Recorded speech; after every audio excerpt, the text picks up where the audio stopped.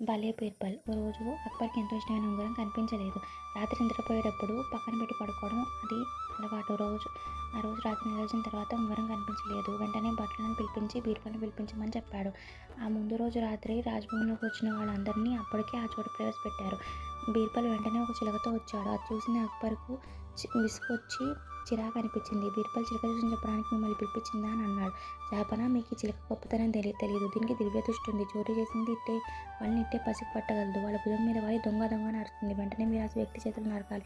లేకపోతే ఈ చిలక అలా అరుస్తూనే చనిపోతుంది అన్నాడు. వెంటనే అంత గొప్ప చిలకను చావనిస్తాను. చిలక వారిని మరుక్షణం చేతులు తిరగబడిపోతాయి అన్నాడు అక్బరు.